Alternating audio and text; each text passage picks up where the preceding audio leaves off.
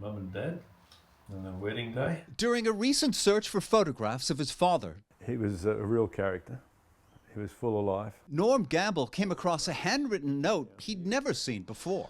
And there's my father's name just there. He was known as Sunshine. The note from 1938 was written by Norman Sunshine Gamble when he was a 26-year-old dock worker on the wharfs in Port Kembla. There was no job security. You just turned up and they'd pick out who they wanted for a day's labour, and you'd worked in pretty harsh conditions. Sunshine Gamble wrote about an 11-week standoff he took part in when about 180 dock workers refused to load iron onto a ship, the Dalfram, bound for Japan. The workers feared the iron would become weapons used against the Chinese and would eventually come back to Australia.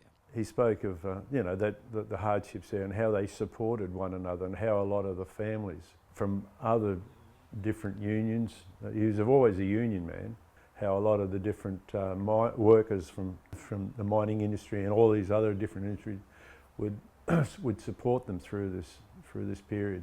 The workers went without wages to feed their families for nearly 3 months. So no work, no pay, no food.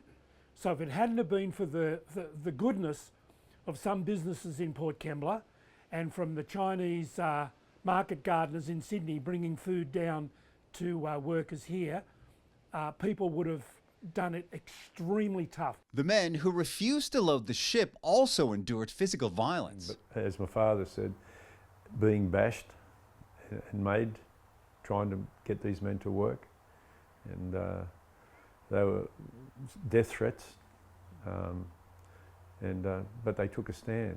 The Dalfram dispute was more than an industrial standoff. It was a moral protest fueled in part by a concern for the welfare of people the workers had never met. They believed in what they were doing. They believed it was the right thing. They would have seen their children go without meals. They would have seen their children get a little skinnier. I think we can put that on social media. Sandra Pires produced and directed a documentary of the ordeal called The Dalfram Dispute 1938 Pig Iron Bob.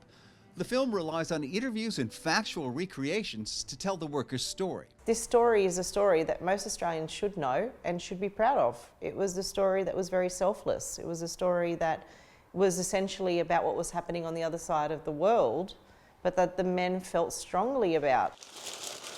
Tian Li Zhu is a Chinese-born artist living in Sydney. In 2018, she was approached about creating a monument to honor the Dalfram dispute. To see the sacrifices, especially the men, women, children, and it's the whole community stood together to doing something maybe not even many of them know who the Chinese are, but the sense of the humanity and for peace. I was very touched, I was very moved. The sculptures it created now sits on a bluff overlooking the ocean in Port Kembla. It includes a ladder symbolizing a bridge between two cultures and strategically placed holes that represent the Chinese friendship knot. It is about the ordinary people, men, women, just like you and me, how we build this friendship, how we getting together in a danger time. Before this monument was unveiled in 2018, the only visual reminder of what happened here more than 8 decades ago was a small, unassuming sign sitting in the middle of a nearby car park. The story of the Dalfram dispute may not still be widely known, but it is certainly not forgotten, especially by the people it touched. When Sandra Pires did her film, Pig Iron Bob, she interviewed some survivors of the Nanking massacre. And she has reported that one of the few words of English that these people knew was the word Dalfram. I feel proud, that they took that stand.